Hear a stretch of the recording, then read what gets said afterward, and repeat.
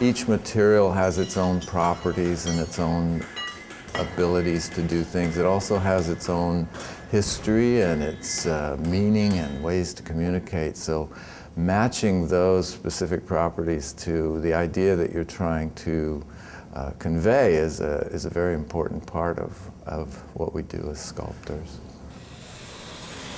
The properties of metal that make it challenging and interesting are, first of all, it's this cold, hard, industrial material. It's hard to bend, it's hard to shape, it's hard to cut. Much unlike modeling with clay, which is a very soft and plastic and pliable material, steel and metals are very hard.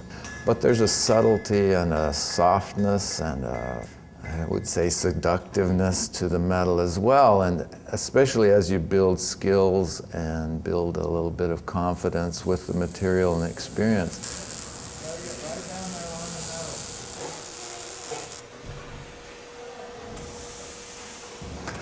My name is Michael Krager, and I've been interested in sculpture since I was about 13 years old. Here at PCC in the welding sculpture class, we teach primarily welding with steel.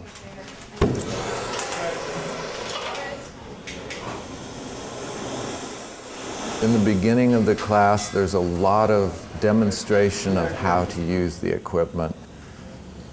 I get students in here who've never picked up a tool more complicated than a screwdriver or a hammer, perhaps. There's a fast learning curve in the beginning of learning how to operate welding equipment, power tools, and grinders. We spend a lot of time on safety and a lot of time on practicing with this equipment to build up some skills. And then I sort of open the doors and then they just go and make what they want to make.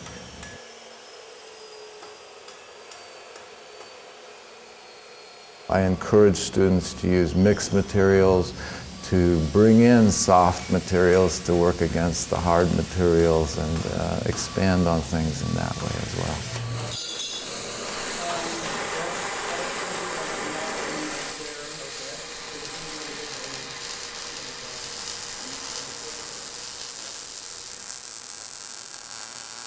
The materials that you use, certain materials do have limitations. Fabric, for instance. It's not easy to make it rigid and hold its shape. Stone has a problem with cracking and breaking if you hit it wrong when you're carving it. Mostly it boils down to the limitations of the artist's skills and their creative ideas, I guess.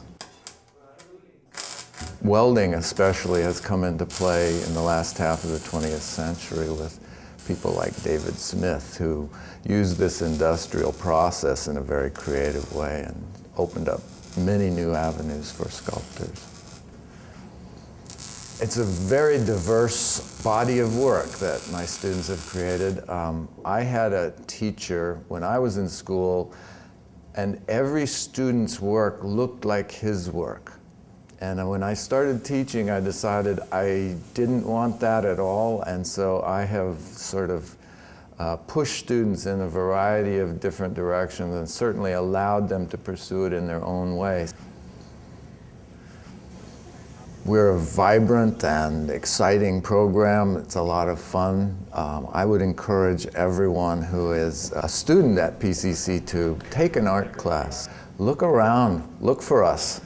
We're here, and we're important. I think the culture in general views art as a sort of sideline, hobby, not important thing, but I think the more that people learn about art, the more they will recognize that art is a very intellectual pursuit, and it is about problem solving. And I think that most of the world's problems could be solved if everyone thought like an artist thinks.